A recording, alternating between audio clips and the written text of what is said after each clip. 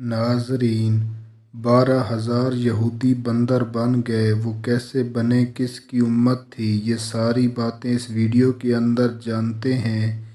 ناظرین، حضرت داؤد علیہ السلام کی قوم کے 70,000 آدمی عقبہ کے پاس سمندر کے کنارے ایلا نامی گاؤں میں رہتے تھے، اور یہ لوگ بڑی فراخی اور خوشحالی کی زندگی بسر کرتے تھے۔ اللہ تعالیٰ نے ان لوگوں کو اس طرح امتحان لیا کہ ہفتے کے دن مچھی کا شکار ان لوگوں پر حرام فرما دیا، اور ہفتے کے باقی دنوں میں شکار حلال فرما دیا، مگر اس طرح ان لوگوں کو آزمائش میں مبتلا فرما دیا کہ ہفتے کے دن بے شمار مچھلیاں آتی تھیں اور دوسرے دنوں میں نہیں آتی تھیں۔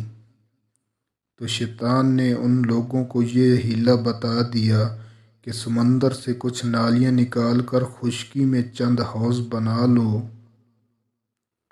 اور جب ہفتے کے دن ان نالیوں کے ذریعے مچھلیاں حوض میں آ جائیں تو نالیوں کا منہ بند کر دو، اور اس دن شکار نہ کرو، بلکہ دوسرے دن آسانی کے ساتھ ان مچھلیوں کو پکڑ لو۔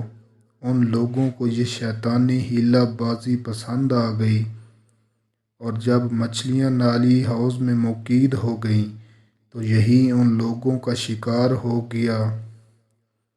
تو ہفتے ہی کے دن شکار کرنا پایا گیا جو ان کے لیے حرام تھا۔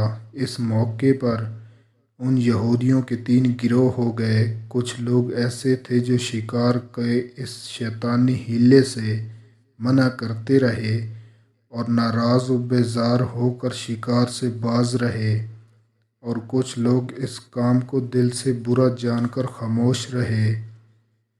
دوسروں کو منع نہ کرتے تھے، بلکہ منع کرنے والوں سے یہ کہتے تھے کہ تم لوگ ایسی قوم کو کیوں نصیحت کرتے ہو جنہیں اللہ تعالیٰ ہلاک کرنے والا یا سخت سزا دینے والا ہے۔ اور کچھ وہ سرکش نافرمان جنہوں نے حکم خداوندی کی اعلانیہ مخالفت کی اور شیطان کے حیلے بازی کو مان کر ہفتے کے دن شکار کر لیا اور ان مچھلیوں کو کھایا اور بچا بھی لیا۔ کہا کہ اب ہم ان نصیحت کاروں سے کوئی میل ملاپ نہ رکھیں گے۔ چنانچہ ان لوگوں گاؤں کو تقسیم کر کے درمیان میں ایک دیوار بنائی اور آمد و رفت کا ایک الگ دروازہ بھی بنا لیا۔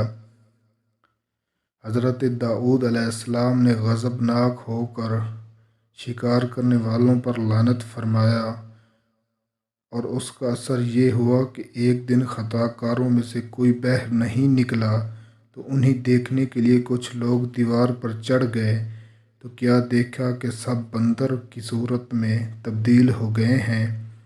اب لوگ ان مجرموں کو دروازہ کھول کر اندر داخل ہوئے، تو وہ بندر اپنے رشتہ داروں کو پہچانتے تھے اور ان کے پاس آ کر ان کے کپڑوں کو سونگھتے تھے اور زور و قطار روتے تھے، مگر لوگ ان بندر بن جانے والوں کو نہیں پہچانتے تھے۔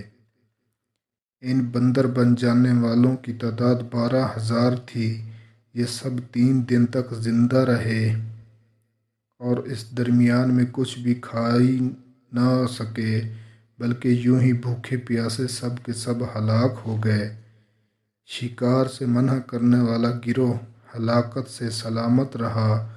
صحیح قول یہ ہے کہ دل سے برا جان کر خاموش رہنے والوں کو بھی اللہ تعالیٰ نے ہلاکت سے بچا لیا۔